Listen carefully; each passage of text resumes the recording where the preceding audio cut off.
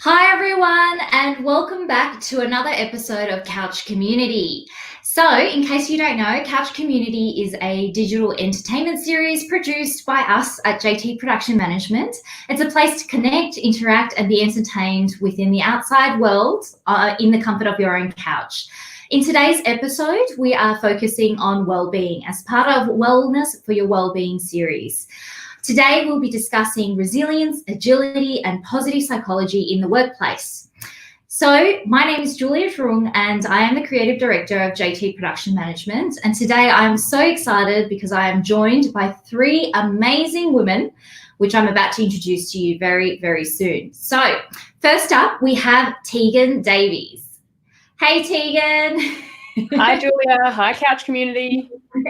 So Tegan is the General Manager of the Oranges Toolkit and is a passionate advocate for applying positive psychology in the workplace. Prior to leading the Oranges Toolkit, Tegan spent more than a decade heading up learning, development and culture at Camp Quality, which is another very special charity that I love. And is in fact where the Oranges Toolkit was born. So excited to have Tegan on board. Thanks, Julia. Now, up next, we have Rohini Kavadath. Hey, Rohini. Hi, Julia. Hi, Couch Community.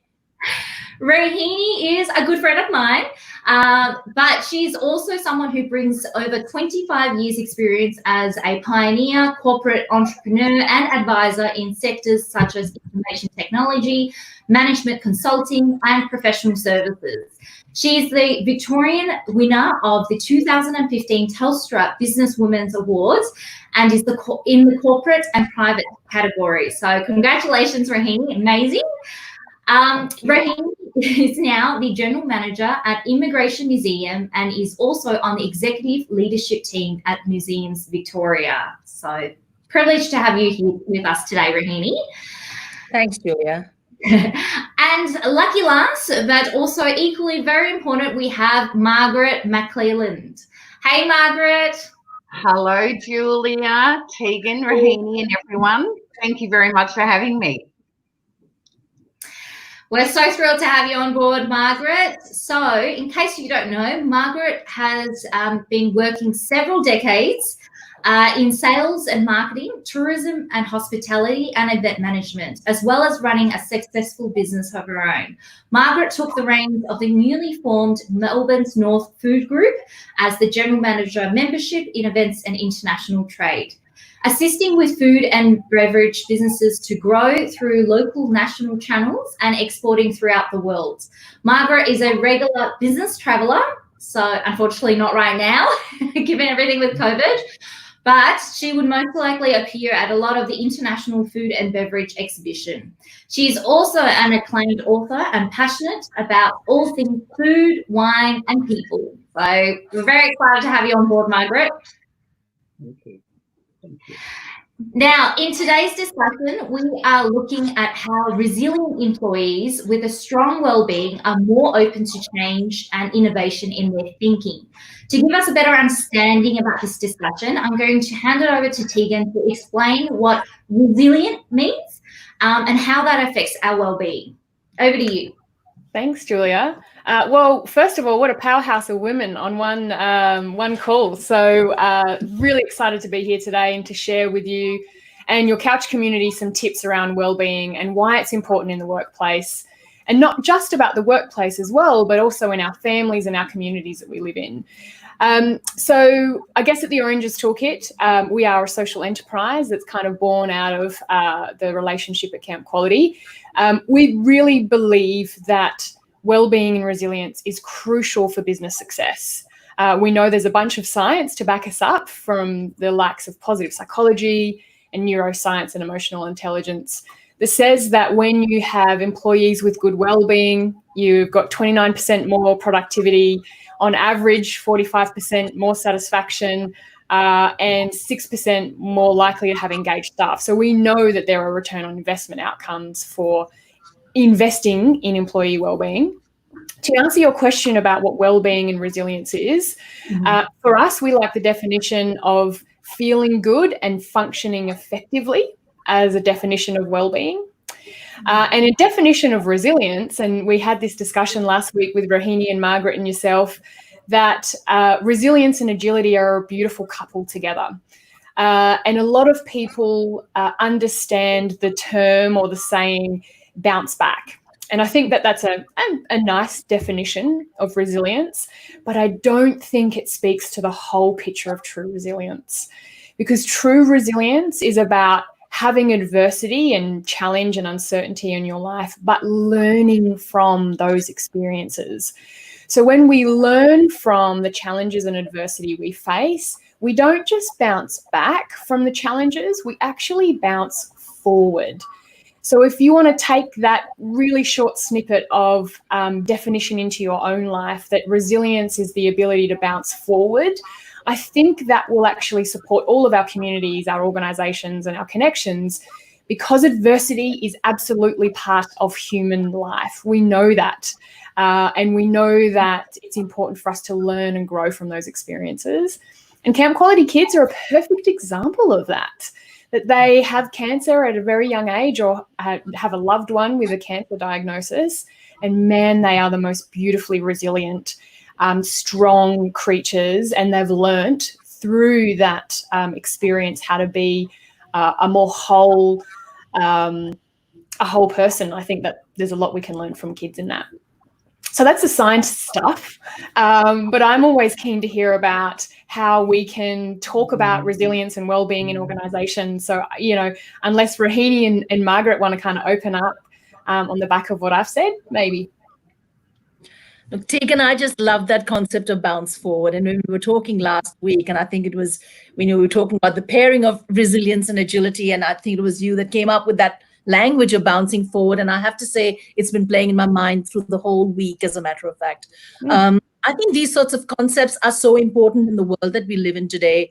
And it's, agility, for example, is just so essential at every level in the organization today, for us to be able to not only survive, but also to thrive through the kind of extraordinary changes that we're faced with at the moment. I mean, we all talk about, we've been talking about the VUCA world, this volatile, uncertain, complex environment in which we live today. And, COVID's such a perfect example of that.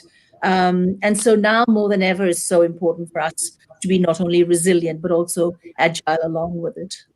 Mm-hmm. I have to totally agree, and well said, Tegan and Rohini. It is a very difficult time for everyone. It's the unknown, the uncertain, and I guess in the last few days, what Victoria having the increased number of people that have contracted the coronavirus has changed the dynamics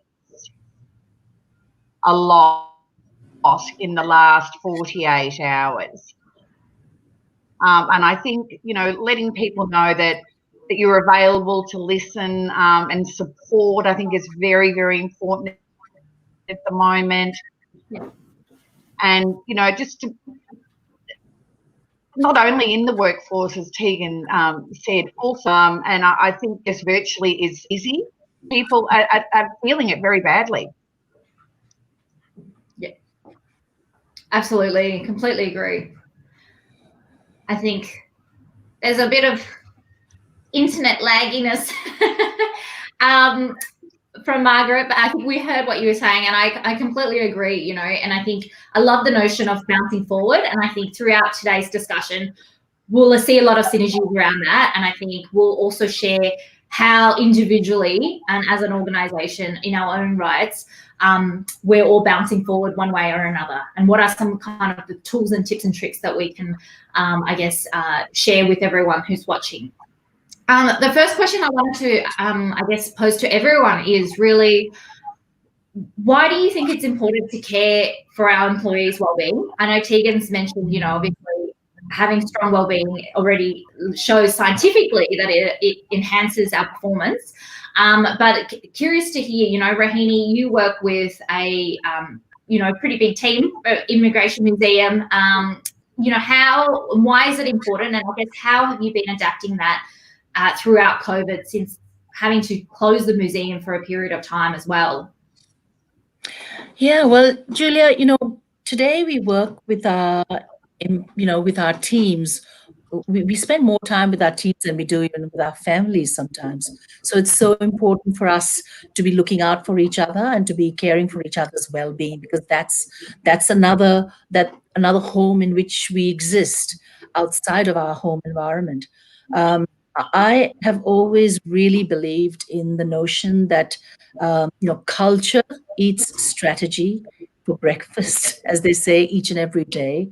And no matter how strong the strategy, if the culture is not supporting your team's well-being, then we're not able to create the settings in which innovation and creativity can flourish. Productive employees typically are those that are happy employees, and you see so many studies from Google as well, for example, where you say that it's not always the high performing teams are those where there is no fear, for example. So psychological safety, which is such an important part of well-being, is what I think leaders today are being required to create for their teams. At Immigration Museum, through this period of COVID, when we've been closed and we've been working from home, I have been just so impressed with the way in which the team has literally bounced forward. And some of the supportive mechanisms we put in place are around things like a daily check-in. So right from the beginning, and I think we're in the 16th week of closure now, but right from week one, we started the daily check-in. And that provided a forum for daily connection, to build routine and a rhythm of that connection. It also set into motion the culture and the philosophy of we're really in this together, that we're better together, that somehow that by staying connected, we were going to enable each other to ride through this, through the changes we faced. And I think in this period, that sort of daily connection then morphed into priority setting, planning meetings, and so on. And we had spin-off groups who were doing their own daily check-ins.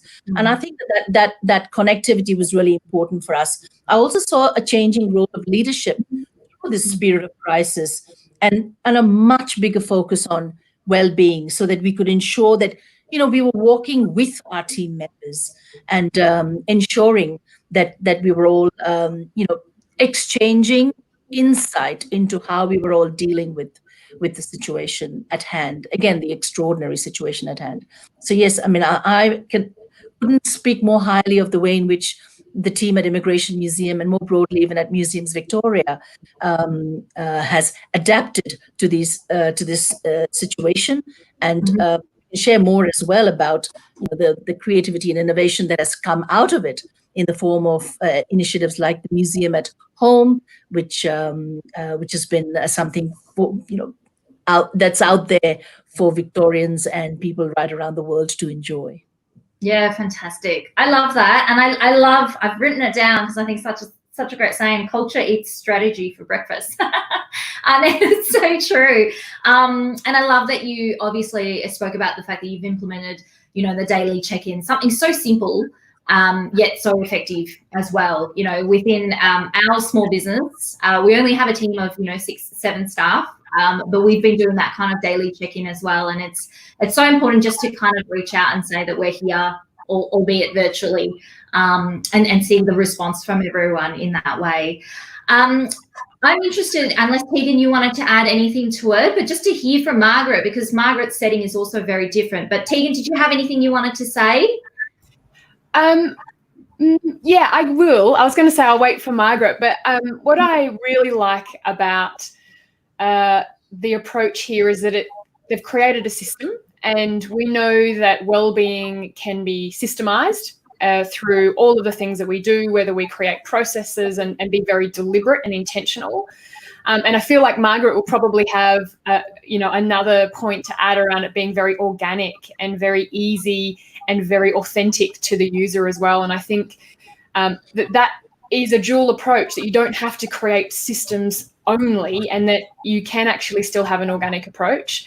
It was interesting when Rohini mentioned about the daily check-in. The Oranges Toolkit work with a pretty, actually lots of government clients, and we have a pretty big government client in Queensland, and I was speaking on a webinar with them right at the crux of COVID, and their senior executive team all started their webinar with there's 400 people on this webinar across the government department. How has COVID individually impacted them as human beings? Not them as employees, but them as humans. And I thought that was such a beautiful approach to go, you know what, we're all in this together, as Rohini said. It humanizes everyone. It's not the CEO and then execs and then, the employees, but everyone is struggling with this. And when we take a human approach, we do create psychological safety. People feel okay to say, I'm struggling here and I need to put my hand up. So I just wanted to kind of add that. And I'm sure Margaret has some nuggets of wisdom to add as well. Yeah, absolutely. Margaret, keen to hear your thoughts, because I know that, rather than employees, you work a lot with obviously your members, and you have a very personable approach with each of your members. So I guess, how have you been kind of checking in with them? How have you been caring for them? And what's their well-being like during COVID times? Yes, thanks, Julia. I guess from the 16th of March, when this all, started to evolve, there was a lot of concern. Is my settings okay again now? Yes, great. Good. Thank you. So there was a lot of concern, a lot of the unknown. So there was a matter of contacting our food manufacturers and our food supply chain partners of Melbourne North Food Group, see how they were feeling. Then going into the second, third and fourth week, it certainly ramped up, where we were, doing a lot of work behind the scenes. There was a lot of our members that were supplying the food service channel, hospitality, tourism. So their business all of a sudden went to,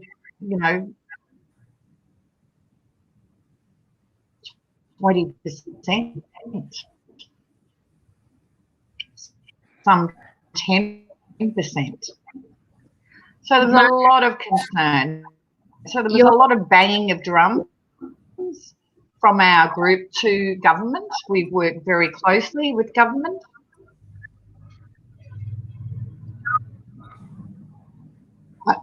Oh no, Margaret, I think you're starting to cut off again. But I think I grasped quickly what you've just said.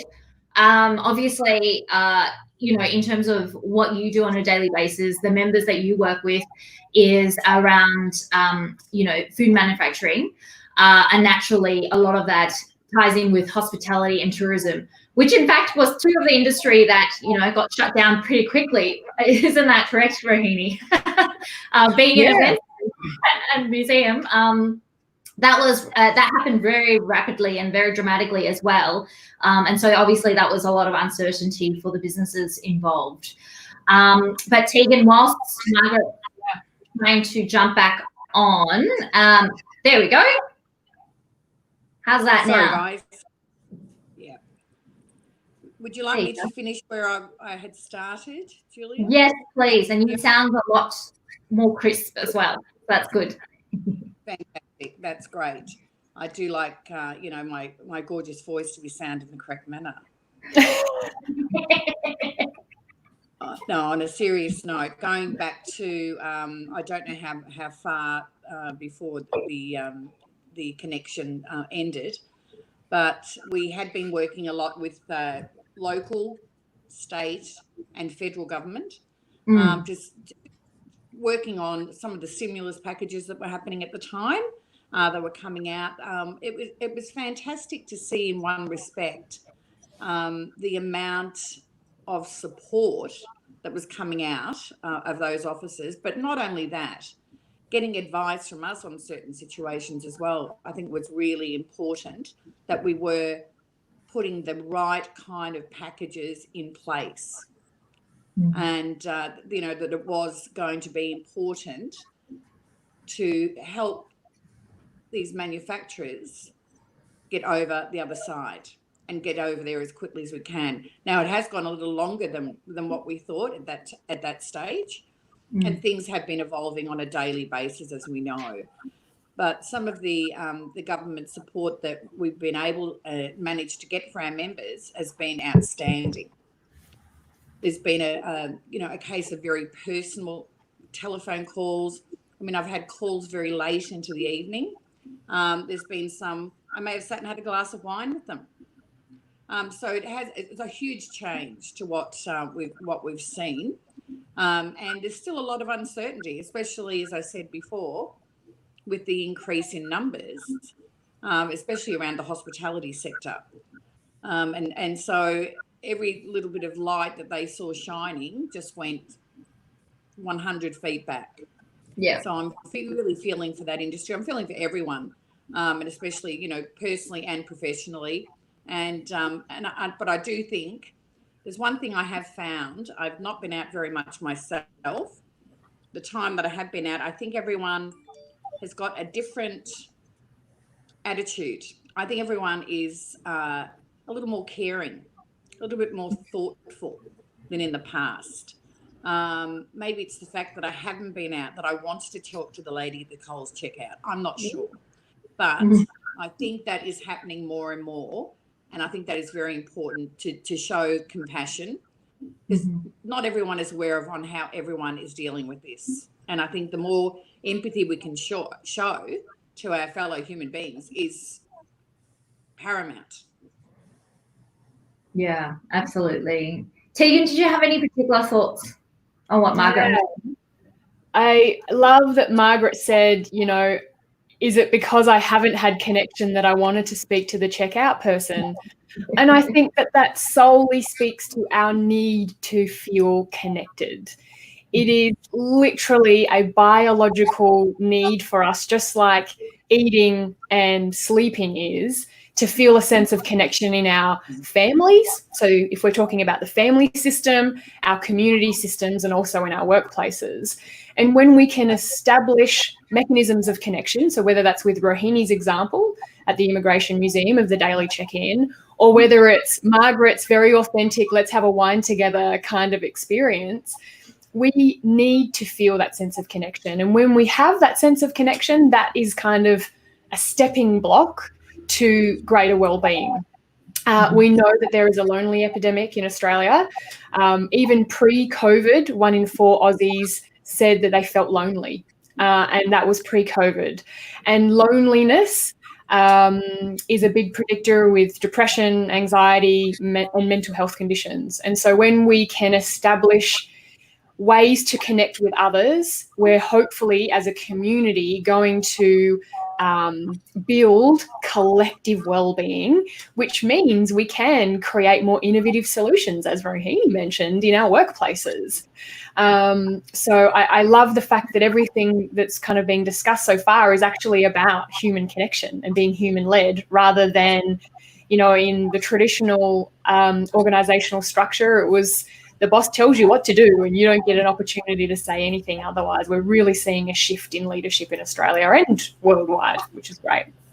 And I don't think it has to be either. And I mean, it's lovely to hear what both Tegan and Margaret have just said. And again, just following on from that, I think the way in which we have all, through COVID, ensured we've stayed connected through technology is such a proof point about the need for human connection. And, so many spiritual traditions talk about, the oneness of the universe and the fact that we really are all a part of a larger whole. And you can see in times like this, us yearning for that connection with each other in those simple examples when you go to the veggie shop, more smiles, more eye contact with people. When you walk the dogs, so much more, happy exchanges, meaningful glances, having the dogs connecting with each other, recognizing families who are walking each day along with you, saying a little hello and a wave to strangers. Just joyfulness of being human, I think through this time of COVID has become evident that we all actually, first and foremost, we are all human beings, and human beings have that basic need to feel connected to other human beings when we're tribal in nature. And, at the Immigration Museum as well, we talk about this all the time. And this is so central to our strategy, to be a place for that human connection to occur. Our visitor engagement teams are having daily conversations about how to welcome our visitors back, how to make them feel connected, how to make them in this socially distant world, give them that experience of connectedness with others, so that they not only feel welcome, but that they're also safe alongside of that. So, I think this is a huge point in a moment in time for the world to really stop and recognize just how much we all need each other as human beings. Yes, definitely. I'm also intrigued to hear your thoughts on the idea. Obviously, we're talking about the fact that, because we've been staying indoors, we're coming out and we're, lingering and wanting that human connection. But at the same time, do you feel, because I'm certainly feeling like there are some hesitation around that as well, given everything that's going on. Some people might be dying to go out there and meet people and have those conversations. Others are probably trapped in fear because they're scared of going outside and talking to people because of COVID and everything like that. And I guess in many ways, how do we get people to become resilient in that kind of mindset? And how do we get people to feel confident that and understand that it is important to have these kind of human connections in a safe and socially distanced kind of way? Tegan, I don't know if you can answer that question or not. Well, the answer that you'd probably expect from me is to educate people on resilience, even just because that's what I do. I educate people. We go into workplaces and we teach emotional intelligence. We teach resilience, and we build emotional and wellbeing literacy, essentially. Just like at school, you learn how to spell a word. We also teach people how to build resilience. I think having conversations about what our needs are is important. I think even just changing our language from bouncing back to bouncing forward. Yeah. I also think it's important for us as a community to recognize that we're not going to be 100% in the clouds, joyous all the time. And I think that's what the self-help movement has kind of created, this need of pure happiness. And that's not realistic. It's not realistic for us to think that we're going to experience happiness and joy all the time. So we need to be aware of our emotions. And that's what I think is important when we talk about emotional intelligence, the ability to understand ourselves. Because when we are emotionally intelligent, we can be agile in the way that we deal with our emotions. That if we are having a difficult day, that we have got the awareness to go, I don't feel great today. And yesterday was one of them for me. I didn't feel great. So I stayed in my track pants and I was makeup free, and I just recognized that I didn't feel great yesterday, versus going, oh my God, I'm supposed to feel happy all the time. I work in wellbeing. And so I think it's important for us to know that happiness is just an emotion, and it fleets, just like anger and sadness and uncertainty and fear and all of the things that we're experiencing at the moment. So please recognize, if you're listening on your couch at home, if you don't feel great today, it's totally okay. You don't have to feel great all the time. Yeah. I could waffle on for hours. So I feel like I've done all that I can in terms of how do I think we can kind of build resilience, is by learning more and sharing more with each other. Yeah. I really like that. And I think that's so true, even personally for me, when March the government was like, no mass gatherings. And like all our jobs just got cancelled one after the other. It was this overwhelming kind of feeling of like, oh my God, what do I do? And then going home and feeling like I needed to be busy. Like I felt like I had to keep contacting my clients. I had to keep on top of it. I had to find a solution for the team, and I had to be working 24/7. And it was that it took me a little while to kind of just be like, no, you physically cannot do anything. Just like that moment of realization that it's okay for me to not do anything and just like chill. And that's okay, that I'm feeling a little bit, uncertain, and I'm feeling a little bit down about everything, and then just going, okay, how do I recoup from there? So I think that's really, really interesting, and being able to be educated about that is really important. Margaret, I know you've spoken about emotional intelligence in the past as well. Like, was there anything that you wanted to add to the conversation? No, I think, we could speak all day about emotional intelligence, and it's something I'm quite passionate about. One thing I know Tegan had, and also Rahini, the negative bias. I think that is very important at the moment as well, on how everyone is feeling, more so than the emotional intelligence. I think it's still very, very important. But I think this negative bias is on everyone's mind at the moment, Tegan. Yeah. So for those who may not have ever heard of the negativity bias before, it was a massive game changer for me in terms of my own well-being. So I might kind of go into a bit more detail so that people can understand what Margaret was kind of referring to. So our brains are pretty interesting organs.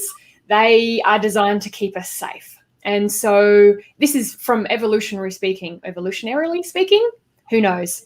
Whatever word it is, basically a long time.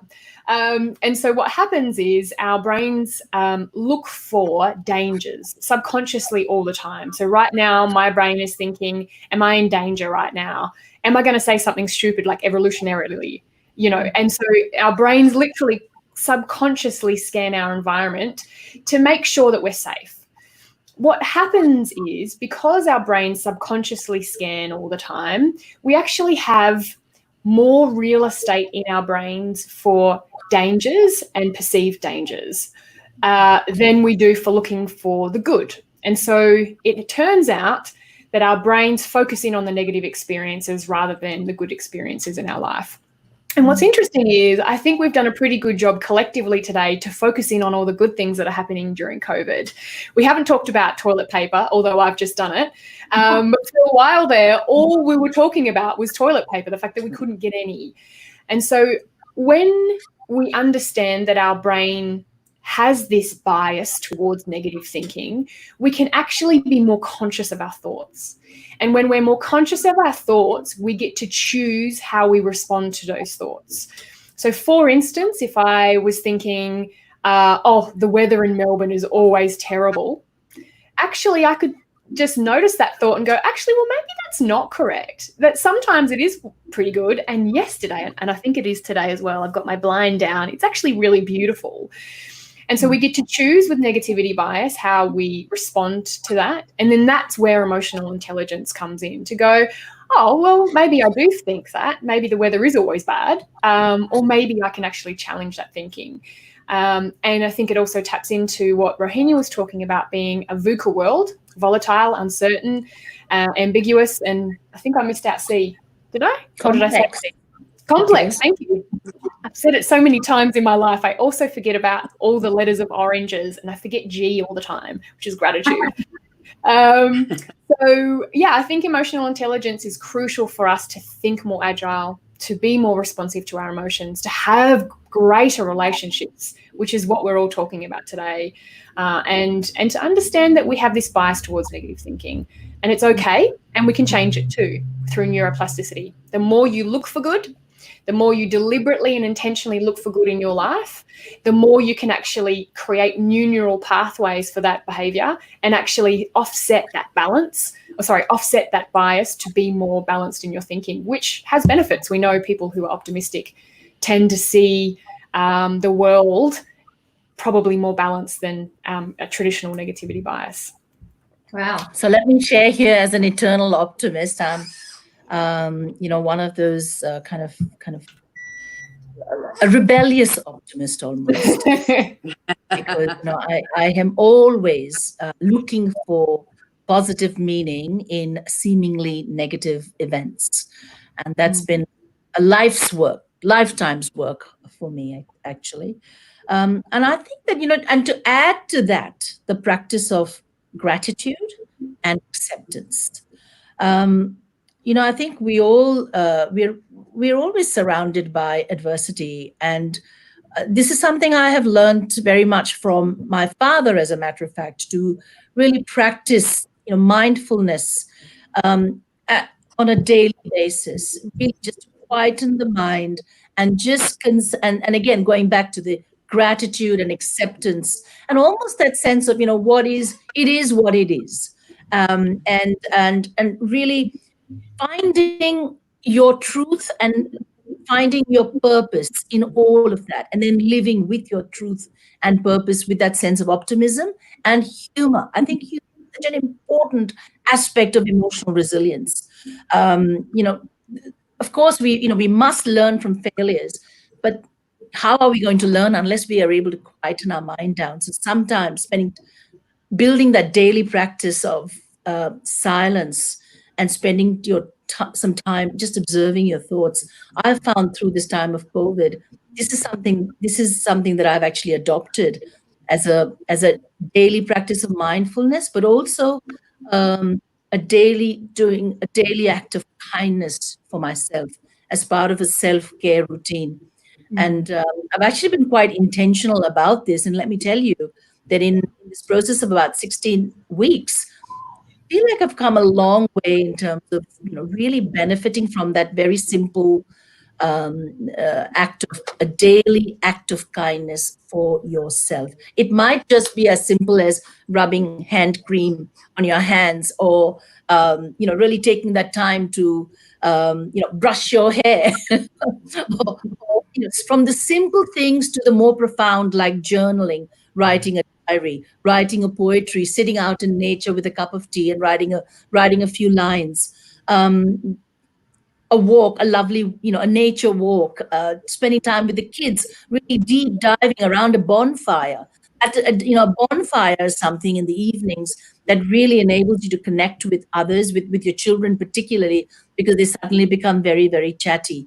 And I found that these sorts of things during COVID, I've really had to work hard to make sure that not only are you caring for yourself, which is really important, you're caring for each and every member of the family, and for the family unit as a whole, and of course for your wider family within your work environment, really caring for the people that you work with, and playing a positive role in their lives. There's enough negativity right now, and all they need, I think, from our leaders today at this point in time is some really positive reinforcement. Again, going back to the psychological safety, creating those safe environments in which they can be their authentic self, live with their own purpose, and find a way to also transform.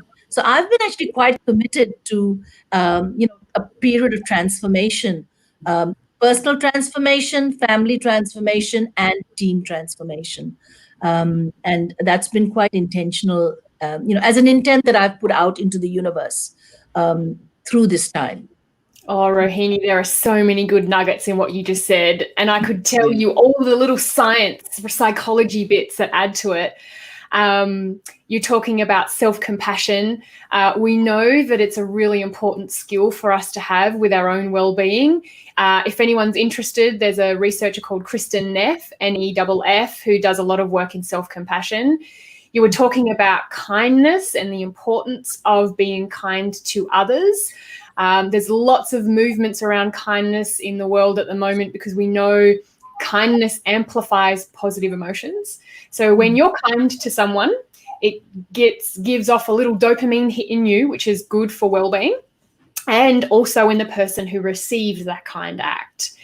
And we know that collective positive emotions, which include connection, trust, happiness, joy, curiosity, gratitude, all of these wonderful things actually improve our well-being. They help us think better. So on a cognitive level, they help us connect with others. They help build our physical energy, and they also help build our psychological resources, which is resilience. And so all of these skills, these intentional skills you were talking about, all build resilience, because you're actually building positive emotions in yourself and in others. And I love this idea of being mindful and accepting what is. And I think that that's so crucial, because we can't change COVID. But what can we change? Our response to COVID, right? And so learning what you can and can't change in a situation is really important for well-being. And I love that you've gone on your own transformational journey, because I think that you're demonstrating bouncing forward in this adversity. I could be out on this all day.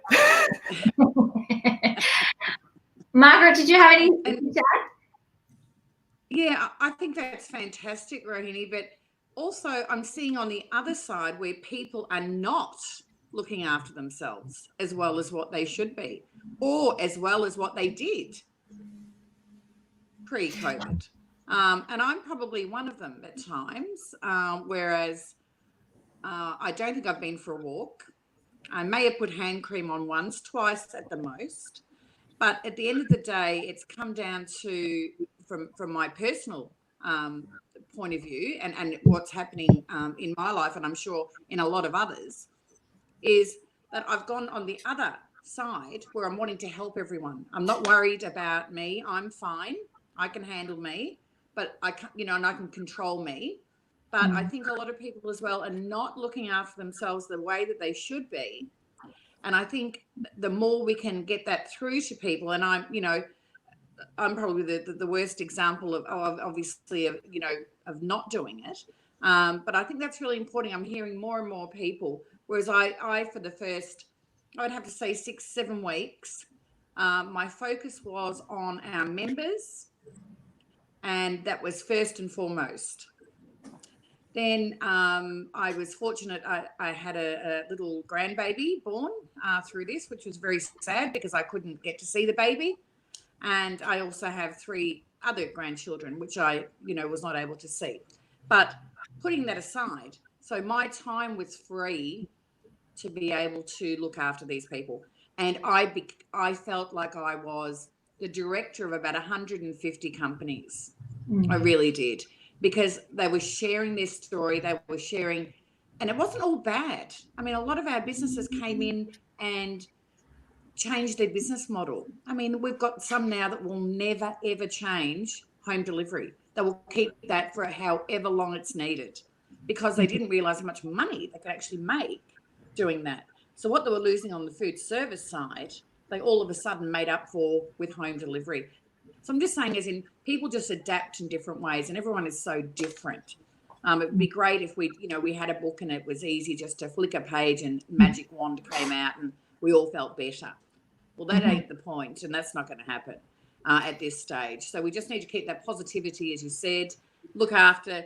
I'll start to put hand cream on, I promise. Okay, not about going out for a walk, but and maybe start like taking your advice, Rohini, as we're speaking to everyone else, and hope that they can take something away from today. And this is what today is all about. That if you can take just one thing away from today, we will be very happy about that. And also, as Julia will probably point out at some stage, I mean, we're all available to have a chat with for anyone who's here today, and I certainly am more than happy to do that. And I know the 3 of you would be also. But I just, going back to, not everyone is doing the right thing by themselves.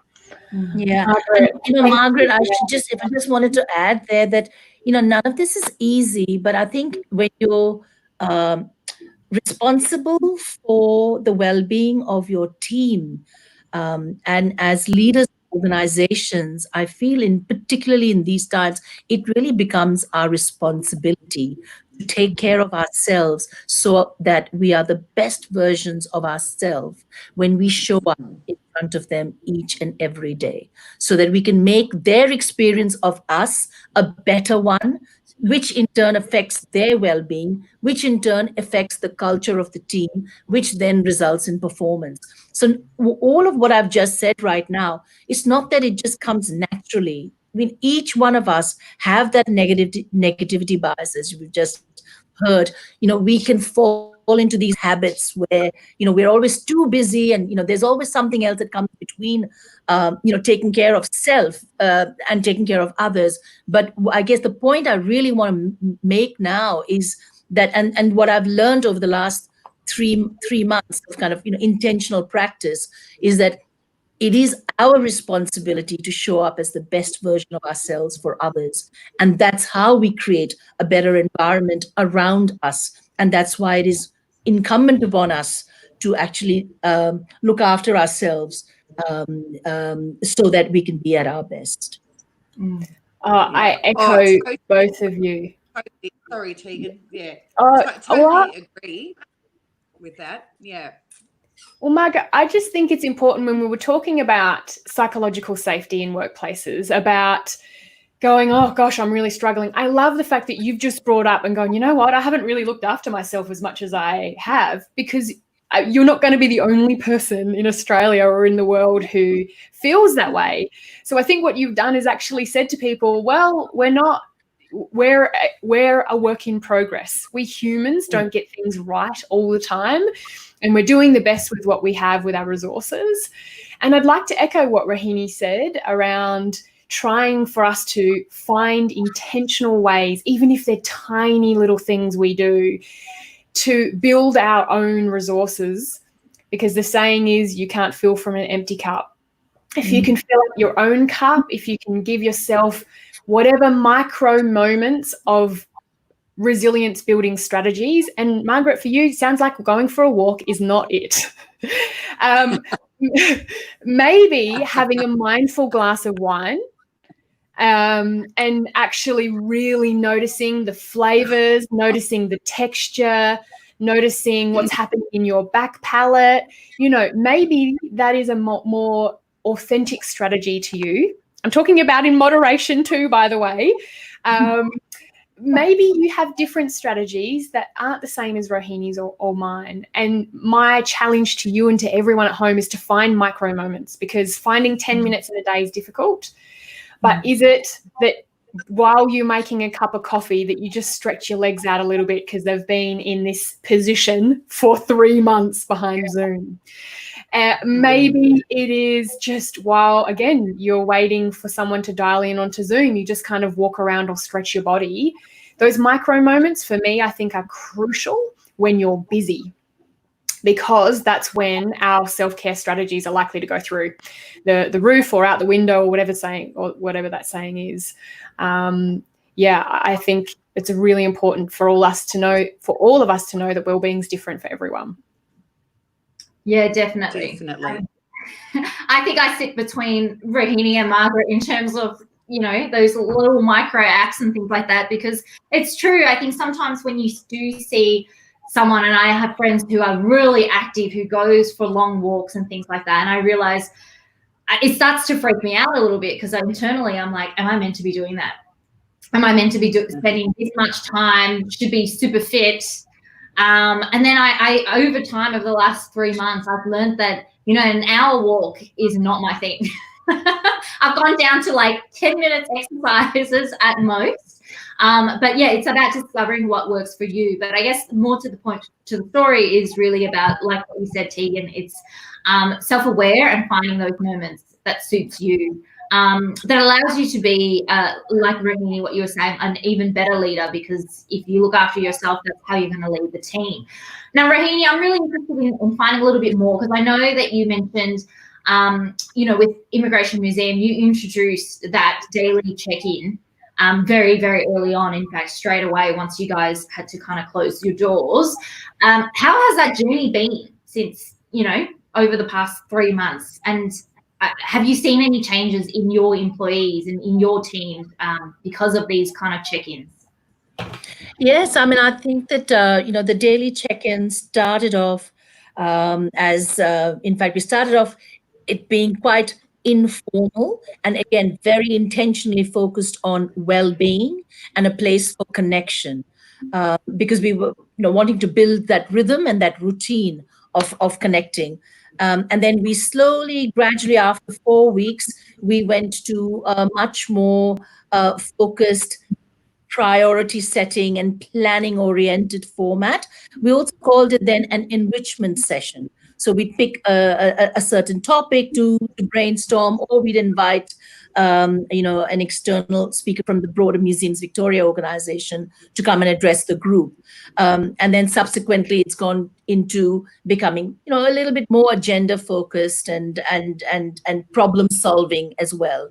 So it's had a flow over that period. And as I said, then that set off for our visitor engagement team their regular morning briefings. So then we could move our daily check-in to an alternate day format, because the visitor engagement teams had then picked up and they replicated their usual physical on-site daily briefing that happened on Zoom as well. So these spin-offs started to happen too, and then of course the broader Museums Victoria organization, let me tell you, has been an absolute powerhouse, through this time, led by our CEO, with their virtual town hall meetings every week through this period, that has really given all the Museums Victoria staff insight into organization. So we've had like single version of communication and single version of truth coming from our virtual town halls. Again, a bit of steadiness of information about what was happening in such a large organization. That is a big part of overall organizational well-being. So I think our CEO has been extremely focused on overall well-being of staff. And I think that kind of communication mechanism has been a vital part of that. And that has then led to incredible amount of creativity and innovation within the Museums Victoria family.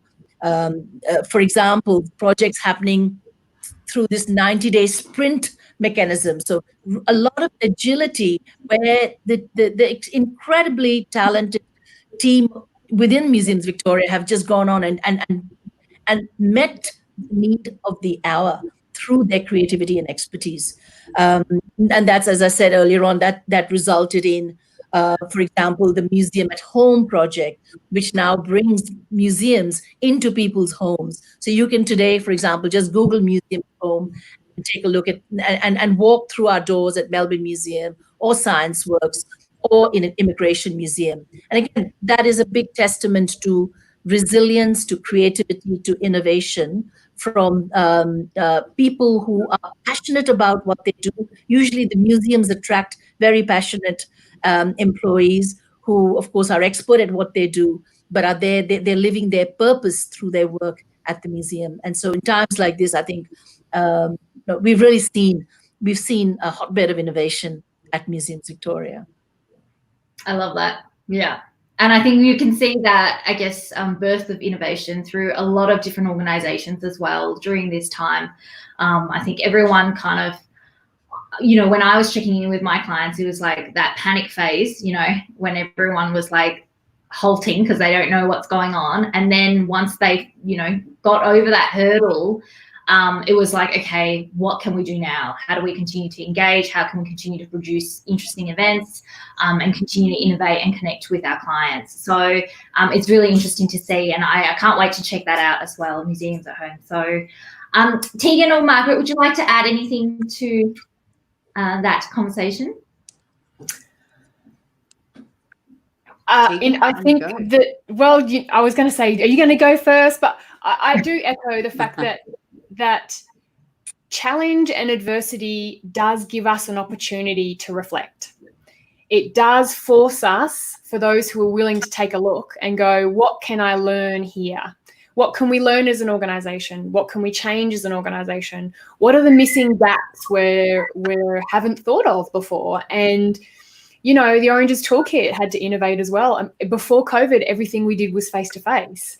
And it actually went, we've got a short turnaround time. We got to make this work.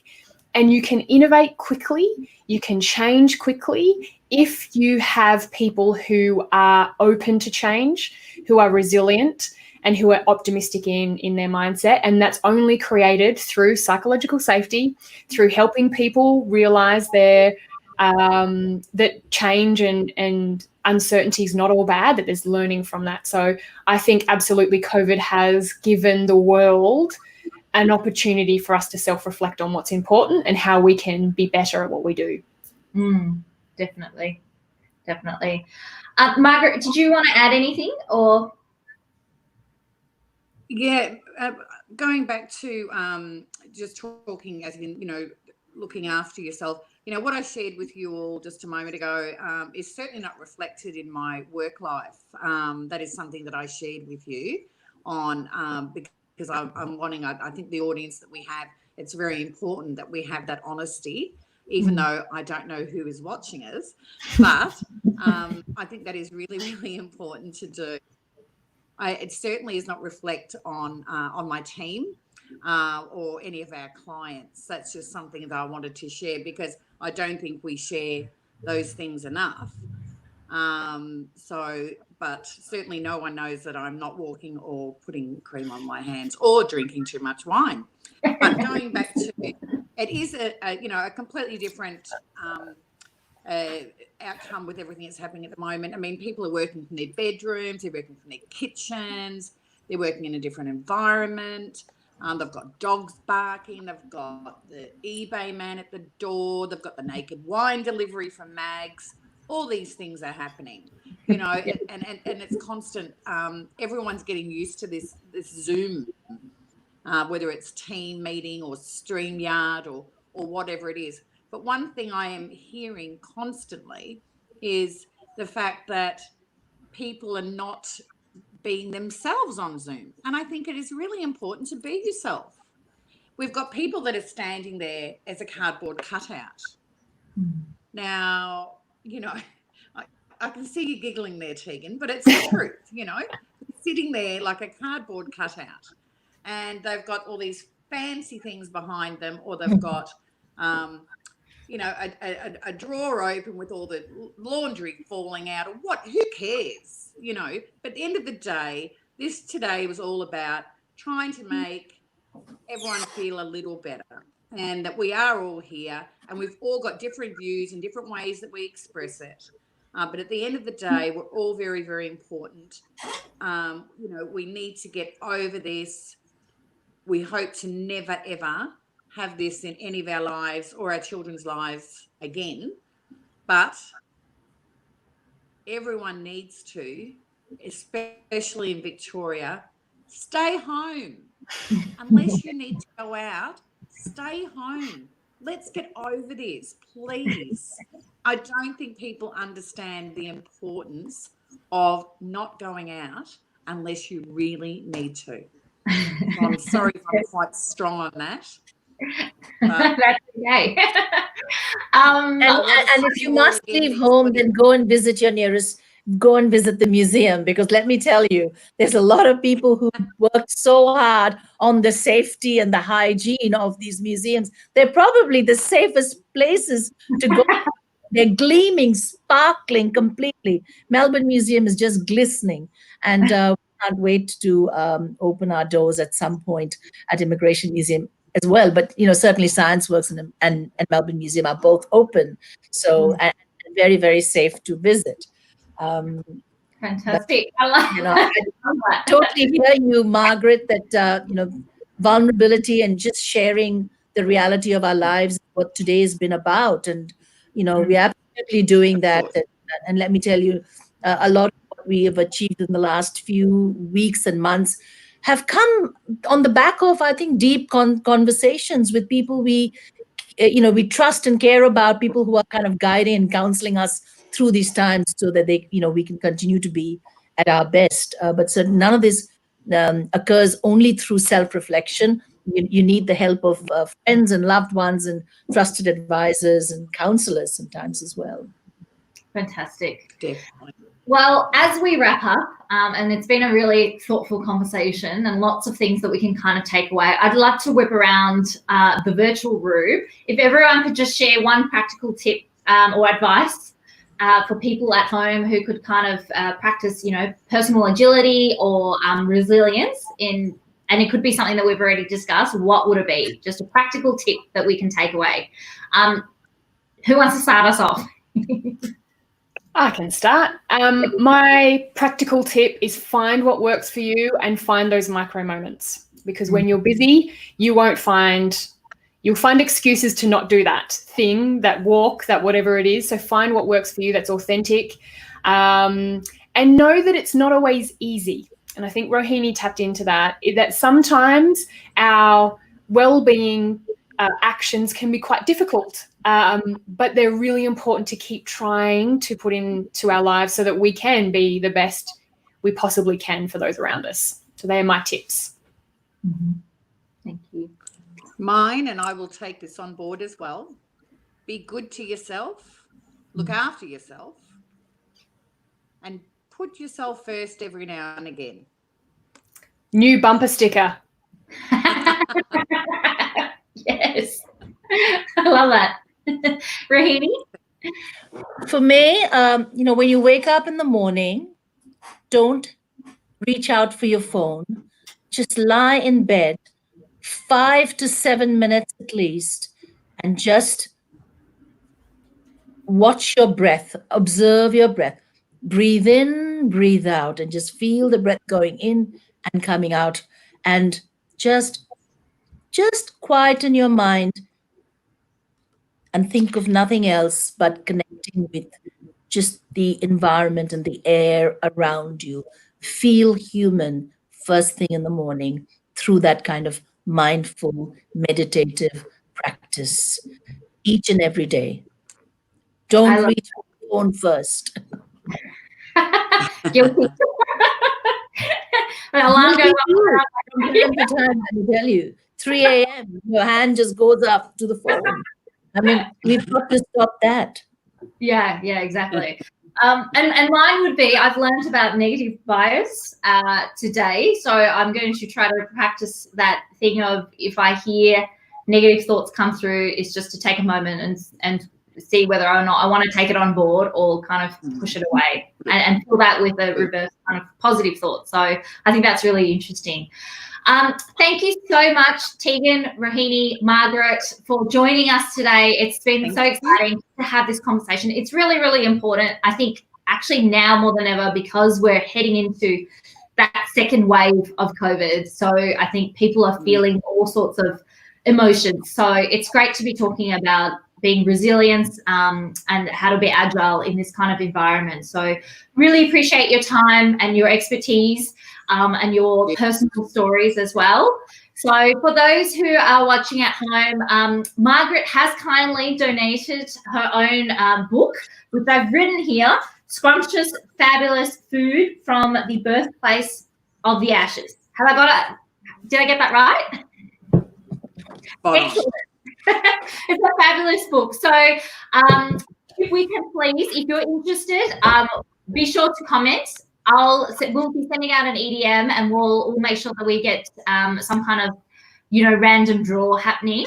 But we would love to share that book with you as our, I guess, act of kindness for today, as well as all the thoughtful information that the team or the panel has shared. So thank you once again. I hope everyone is staying safe, stay well, stay indoors unless you really have to leave, or otherwise visit Immigration Museum when they open up, or otherwise, what did you say? Science Work is already open, isn't it, Rohini? And Melbourne Museum too. That's it. Fantastic. Thank you so much. Be sure to check out Oranges Toolkit as well.